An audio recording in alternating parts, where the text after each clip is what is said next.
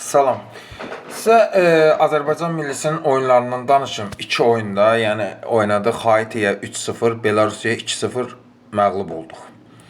Və bəzi platformalarda, TikTok və Instagram platformalarında oyuncuların tənqid olunmağı, nə bilim, təhqir olunmağı, zat belə oyuncuların oynamamağı, Santuşun baş məşqçiliyi haqqında çox məsələlər var. Bilirsiniz necədir? Bugünkü günü hamı çox gözəl bilir ki, Azərbaycanda futbol elə də yüksək səviyyədə deyil. Biz nə Santuşu qınamalıyıq.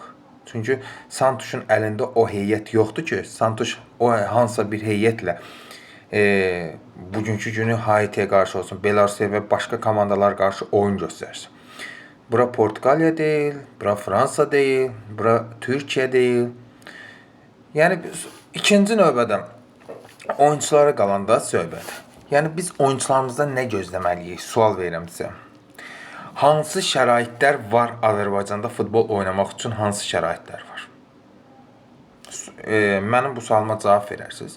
Yəni Nərimanı olsun, yəni bəzi oyuncular Elvini olsun, bir oyunçunu ki, hələ əsas oyunçunu heyətdən uzaqlaşırsa, siz hansı oyundan, hansı futboldan danışa bilərik?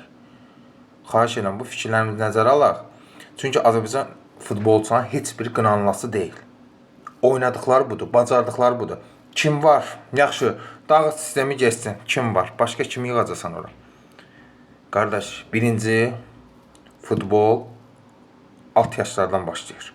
Alt yaşlardan başlayır və inkişaf edir, oyuncular yetişir. Türkiyədə 17-18 yaşına çatmamış xarici olur, fransızlar, afrikanlılar. Biz hələ başqa şeylər fikirləşirik. İndi açıq danışıq qalsın, hamıya gözəl bəllidir. Lakin bugünkü günü, nə bilim, Nərimanı, Musanı, fərq eləmir, oyuncuları qınanmağın adı yoxdur, qaqaş. Birinci günü, bugünkü günü qınanılması bir dənə problem var.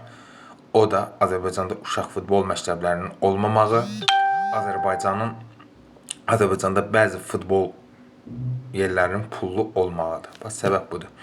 İnşallah yaxın günlərdə düzələr. Komandaya uğurlar arzulayıram. Xahiş edirəm, fikirlərim nəzərə alınsın.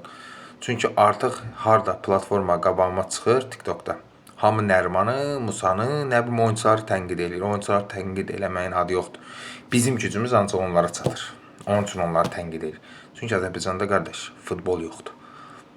Futbol birinci uşaq məktəbindən başlayır və yavaş-yavaş qalxır, inkişaf eləyir və gəlir axır ki bir nöqtəyə. Öpürəm.